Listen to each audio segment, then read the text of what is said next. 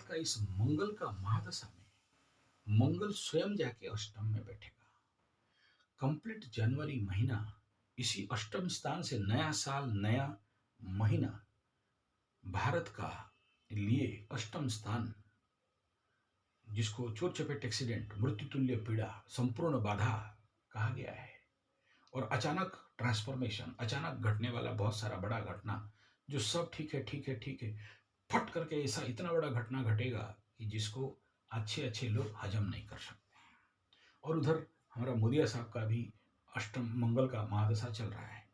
तो ऐसे कंडीशन पे कुछ अनहोनी और कुछ अचानक घटना घटने का बहुत बड़ा एस्ट्रोलॉजिकल संभावना दिखाई दे रहा है ये शनि अमावस्या में। तो इसे बचने का उपाय क्या है?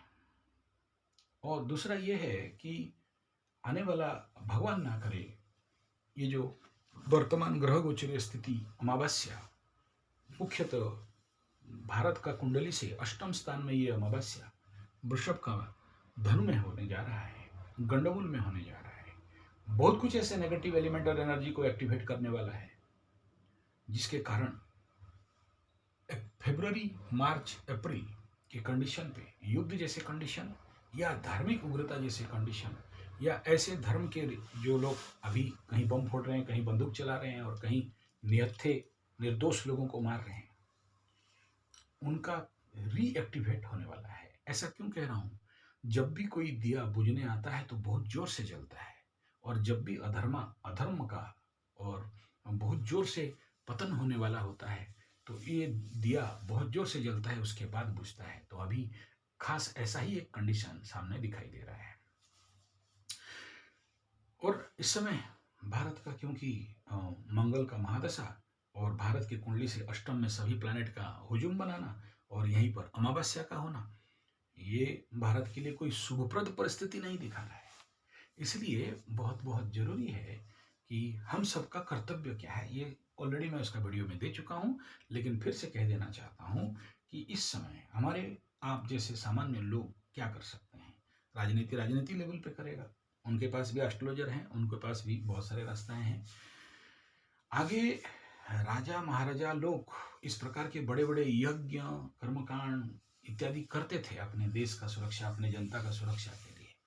लेकिन जैसे जैसे कली का प्रारूप बढ़ा और रा और के का पावर बढ़ने लगा, और केतु कंपनी और राहु कंपनी के जितने धर्मावलंबी हैं भारत के सनातन धर्म के ऊपर ओवर पावर करने लगे, हत्याएं और जो नहीं करना चाहिए अन्याय इत्यादि करने लगे, तो नेचुरली सनातन धर्म का शक्ति क्षीण था। लेकिन अभी जो अमृत काल है इसमें शक्ति बढ़ा है, और इसमें आप जितने सारे सनातनी हिंदू धर्मावलंबी हैं, आपका शक्ति और प्रचंड बढ़ने वाला है। उसके साथ लेकिन आपको एंट्विन होना पड़ेगा, ताल देके चलना पड़ेगा। तो क्या करोगे? सबसे पहला छोटा छोटा हवन करिए, अग्निहोत्र करिए।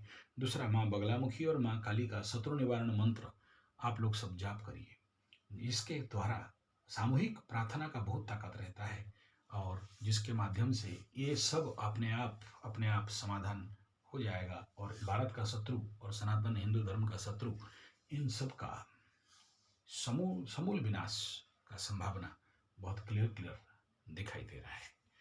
और दूसरा इंपॉर्टेंट फैक्टर मैं बार बार बोल रहा हूँ, जो अभी दिल्ली जैसे कंडीशन, जो पोल्यूशन का कंडीशन भयंकर रूप में बढ़ा है, और अभी अभी बहुत सारा एक्सीडेंट हुआ है।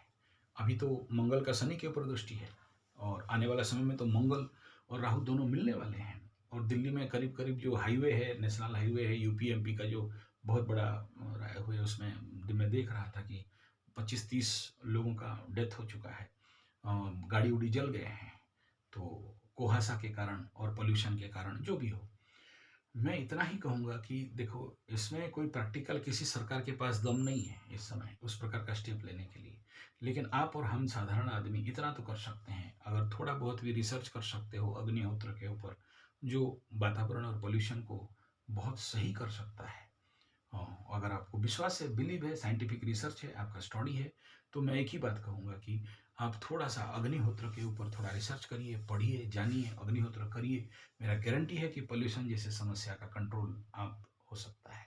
अब ये आप अंधविश्वास समझ सकते हो, या फिर मैकले एजुकेशन वाले जितने काले अंग्रेज ये सबको अंधविश्वास समझ सकते हैं, अलग बात है। लेकिन अग्निहोत्र अभी भी समाधान था, है